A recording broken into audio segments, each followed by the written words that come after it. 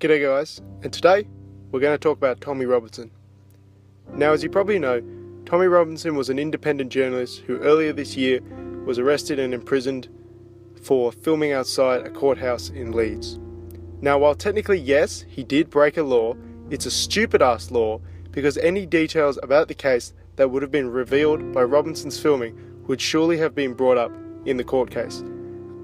As such, this can be inferred as an opportunistic move by the British government to rid the streets of a particularly vocal thought criminal. Robinson has since been released and reunited with his family, conveniently enough, just 2 days before a holiday he had booked prior to his arrest. It should also be noted that no legacy media institution called foul at a fellow journalist being arrested for simply reporting.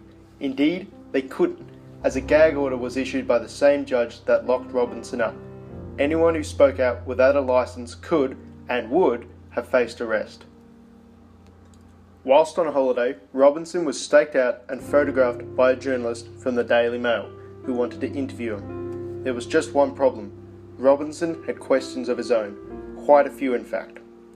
In a show of irony, the Journo was unable to answer most of Robinson's questions and had to resort to shuffling his feet and pleading ignorance.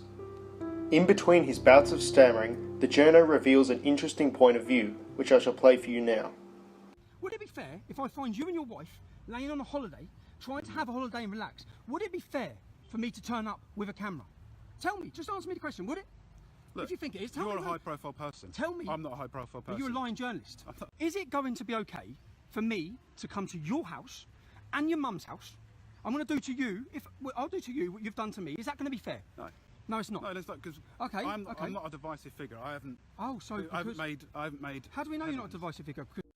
My interpretation of these clips is that the Journo is saying it is acceptable to harass people you can demonise, which is reminiscent of Maxine Waters' infamous statement in which she told her fans to harass Trump officials. My issue with this statement is similar to the problems I have with the term hate speech. The type of people the media will deem high profile and what is considered divisive within a society will change over time. Even within my short lifetime, the treatment of homosexuals in the Australian media has changed from causing a stir to becoming a non-issue. Now, this really isn't any new news per se, but it is interesting when the mask slips and those in power reveal their true censorious beliefs. Those that be want to decide what we can see, and this will always be achieved first through the veneer of compassion. The most fringe and out there elements of society will be held up on a pedestal to be used in fear-mongering campaigns to promote censorship as an act of public safety. Establishment media outlets will also take part in the fear-mongering campaign in order to kill off their competitors. Now, keep in mind, this isn't a uniquely over-there problem. Australia is beginning to have more and more censorship snakes revealing their true colours.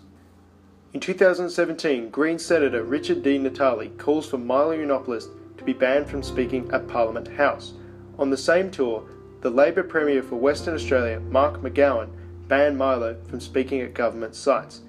In 2017, the half-bald feminist on Studio 10 calls for the men's right film, The Red Pill, to be banned. In 2018, there were widespread calls for Lauren Southern, the alt-right Nazi white supremacist sexist that she is, to be banned from entering the country.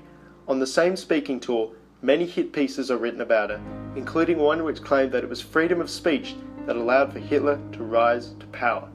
Indeed, it has actually been illegal to offend, insult, humiliate, or intimidate people based on race, colour, national, or ethnic origin since 1975, with complaints going through the infamous Human Rights Commission.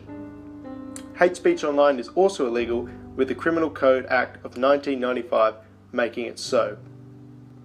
With the subjective and broad terms detailed in laws such as this, the board has been set in Australia for British-esque state censorship. This is doubly coupled by the lack of an explicit right to free speech in the Australian Constitution. Whether such censorship will occur will depend on what party is in power, which is a bit of an issue because nobody knows what the political spectrum of Australia will look like in 5, 10 or 20 years. There could be a rising of an extreme authoritarian party. The toss-up of will they or won't they isn't the issue, however. It's that they can, at any point, turn Australia into a detestable police state just like our beloved colonial masters. In order to secure our freedoms, and our children's freedoms, to keep Australia the way it is, the writhing tentacles of state control must be turned back. Only then will we be able to keep the country as we know it.